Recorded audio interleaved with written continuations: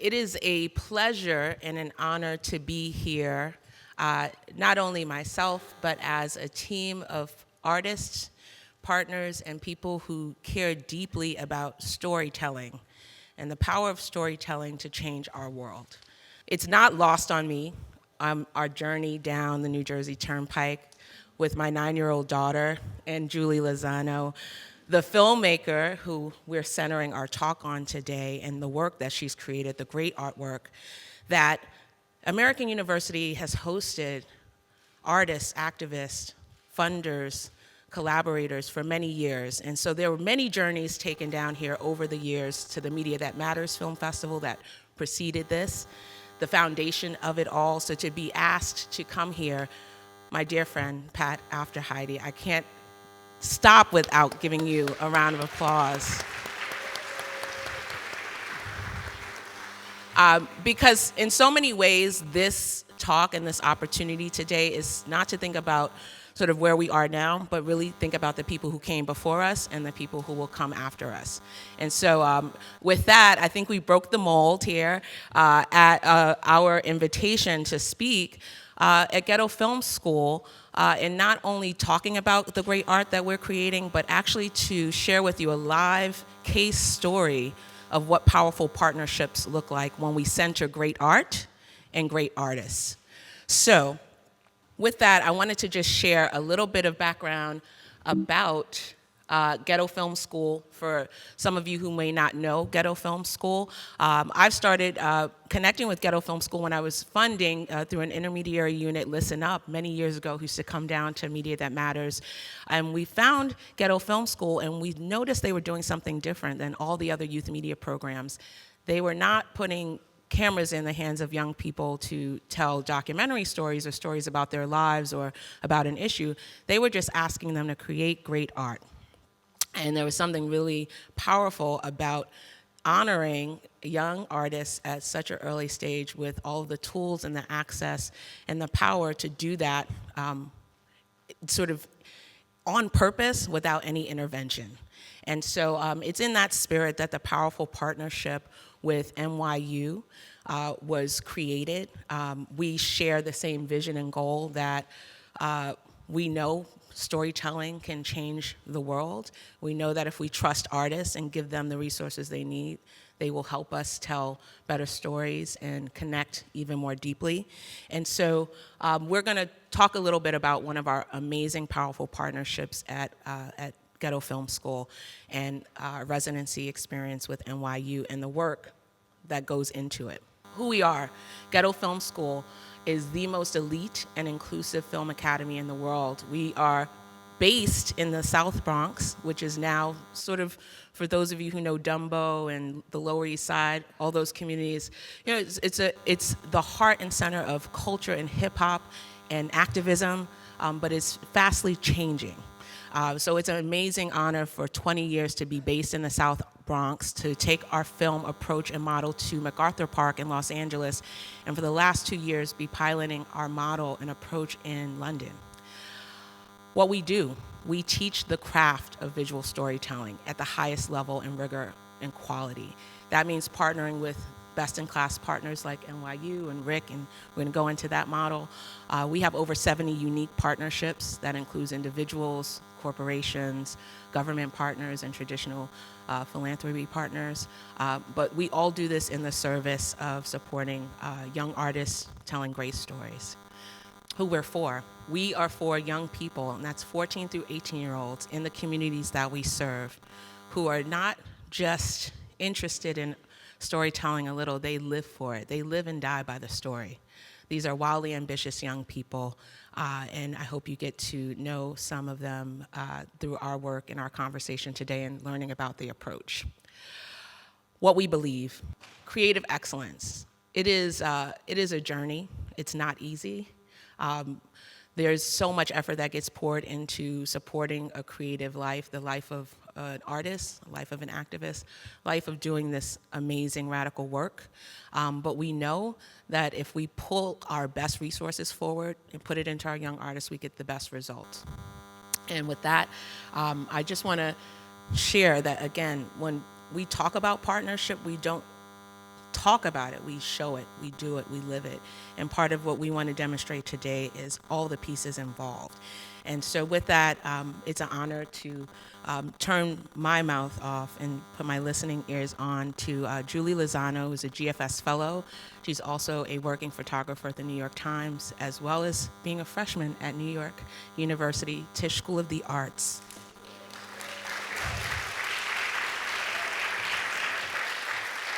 Julie, thank you for making the journey down with us, and also Professor Rick Litvin, who is the idea man for over 20 years, using his skill as an artist and a filmmaker, teaching at NYU, to create the curriculum that drives the First Narrative program.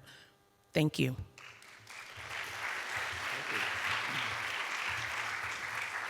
Thank you, Sharese. Thank you, Julie. Hello, everybody. Briefly, my own filmmaking work is often located at the intersection of words, images, and music, which is the academic way of saying I make a lot of music videos. This year made 10 music videos for Joan Baez, and I can imagine if she were here, she would be really happy, and she would be really appreciative, and she would just really be alive with support for all of the great work that you and this organization is doing. First Person Narrative is a class that, in partnership with GFS, takes a lot of students, and what we believe in is providing the opportunities so that students can tell stories with courage, conviction, pride, and dignity.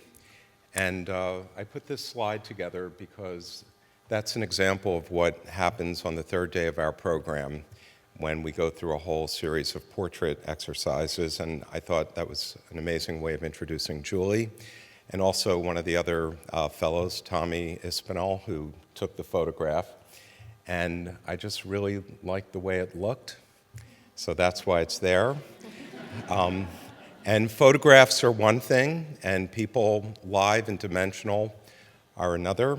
And it's just great to be able to welcome Julie, who just is the exemplar of what we do, why we do it, and why we have to do it.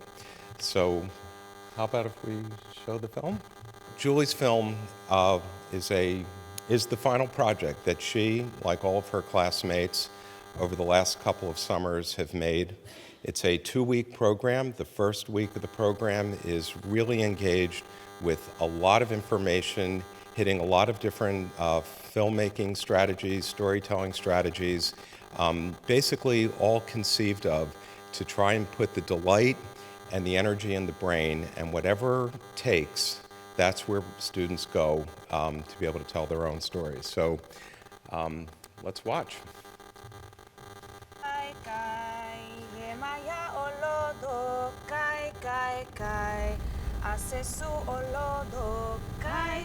I think that a characteristic that I've maintained my whole life is my curiosity. I've always been a nosy girl growing up. I'd eavesdrop on my dad's conversations when he'd talk about his early life with my uncles. And he had a lot of cool stories to say. I mean, one of my favorites is his mushroom story. He went with a bunch of friends and he sat in this room with this old lady, and she's like, "What do you want to see, son? ¿Qué quieres ver?" And he says, "Yo quiero volar, jefa, I want to fly." And as she was speaking to him, she was just releasing the string that was attached to his body. He started getting higher and higher, and she started getting smaller. And she just cut the string, and he became a hawk. He was just soaring through the desert of Oaxaca. And he said he was flying through towns and things like that. Then he said that she just called his name, and he was in that chair again.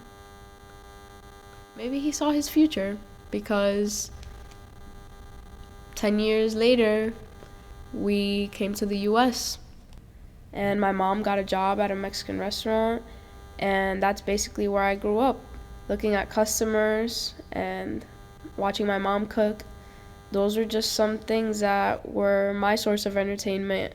Then the restaurant got shut down in 2012 because of gentrification.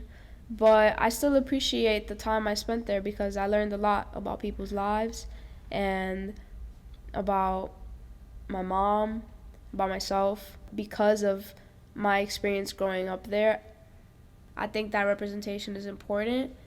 And that's because my whole childhood, I was just listening to everybody's life.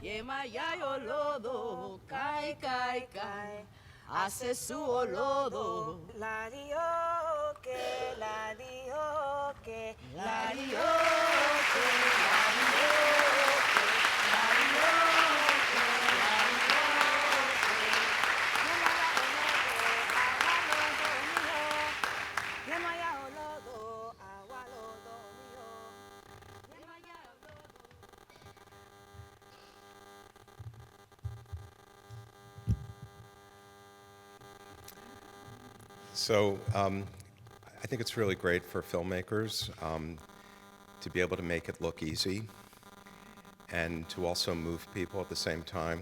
So Julie, congratulations. It's an awesome thing to be able to be just, I guess, 6 months away from the class, and here we are in Washington, and we get to talk in front of a lot of people and have everybody focused on us for a few more minutes. So Julie Lozano.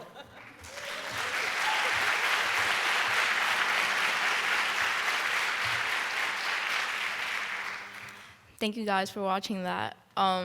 Before going into this program, I had only ever done documentary work and narrative work with Ghetto Film School. But I think that my time in this program really allowed me to see all the different mediums that I can take when I'm telling my story. And it was also really nice to just be given the support and the platform to recognize my story as being valuable and important. And so I really appreciate that. Thank you, guys.